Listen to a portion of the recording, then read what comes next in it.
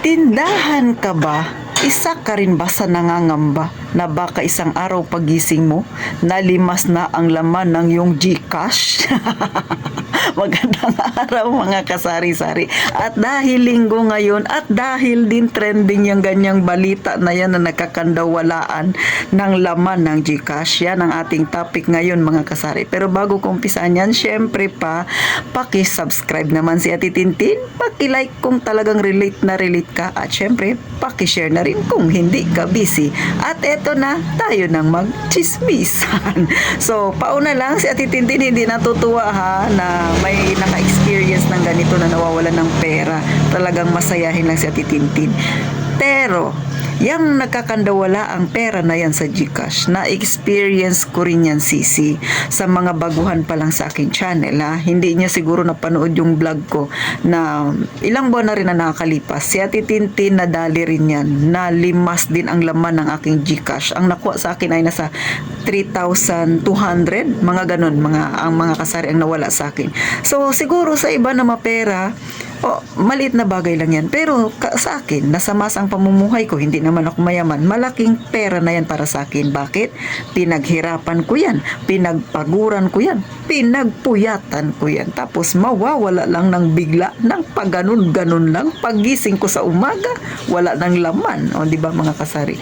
So, mahirap kasi pag ikaw naka-experience niyan, masakit, mabigat. Lalo na kung yung nakuha sa'yo ay may pinaglalaanan. Kay Ma'am Pokwa nga, 'di ba?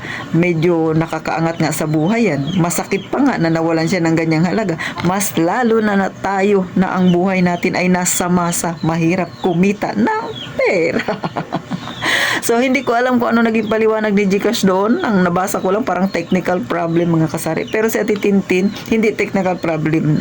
Kasi, ang nangyari sa akin mga kasari, pahapyawan lang, bigyan ko lang kayo ng kaunting info.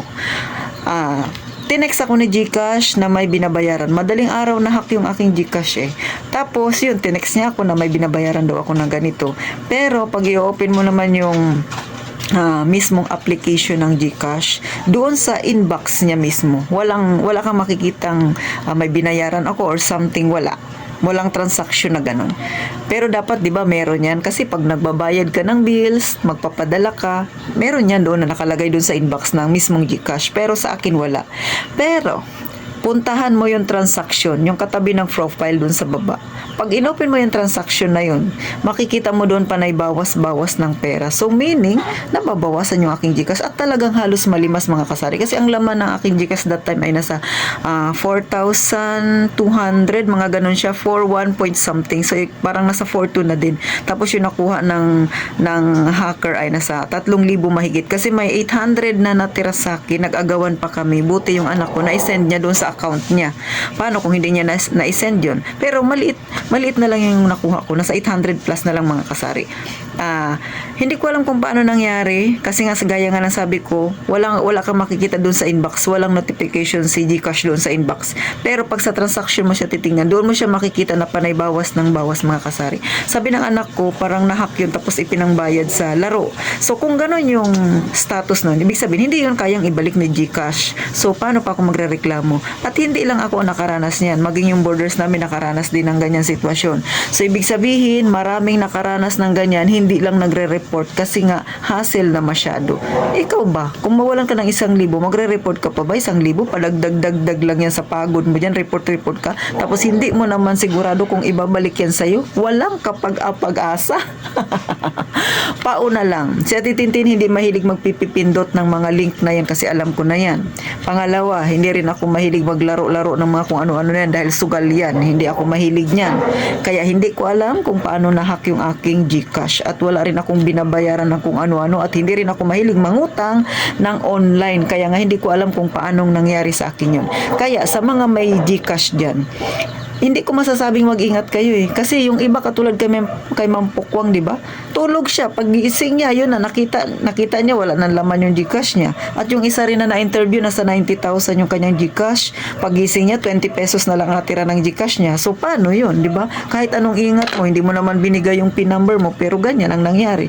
So, hindi ko alam kung anong style ng mga hacker na yan or ng mga mahilig mangialam ng may GCash. Kung yun nga, kung sila nga At hindi ko rin alam kung ano ipapaliwanag dyan ni Gcash, no? Pero doble ingat na lang mga kasari. Sa akin kasi hindi ko rin alam kung paano nangyari. Wala, hindi naman ako marunong at hindi ako ganun kagaling sa pagdating sa mga magpipipindot ng mga yan.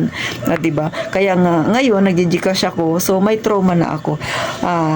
Mga isang buwan ba o mga ilang buwan din bago ako nag-Gcash mga kasari kasi na-trauma talaga ako eh. At ngayon dala-dala ko yan, kaya pag yung Gcash ko pagka may laman na ng kaunti ay pinamimili ko na siya. So yung pera na cash ko na natanggap ko sa mga customer ko na kinita ko or napagbentahan ko sa buong maghapon, hindi yun ang pinamimili ko, kundi ang ipinangbabayad ko na lang ay yung Gcash ko para mabawasan yung pera sa Gcash ko kasi mas marami yung nagpapa-cash out sa akin kaysa sa nagpapa-cash in. Meaning, mas marami ang nangangailangan talaga ng pera na cash. So, ganun din sa mga borders ni Mother. Pagka may perang pinadala sa kanila through Gcash, cash out agad.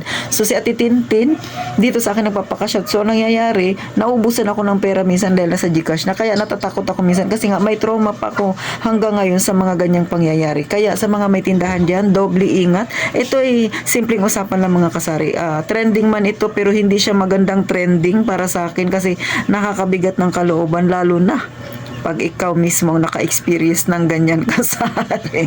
So, paano hanggang dito na lang? Sana kahit pa paano mga kasari ay yung mga may Gcash dyan, doblehin ang pag-iingat talaga. Hindi ko alam kung paanong ingat ang gagawin ninyo kasi hindi ko rin alam kung paano sila umatake, kung ano yung ginagawa nila at kung ano ang nangyari, bakit naubos yung pera ng iilan sa ating mga kasari, sa ating mga kababayan na hindi naman nila ibinigay yung kanilang PIN number.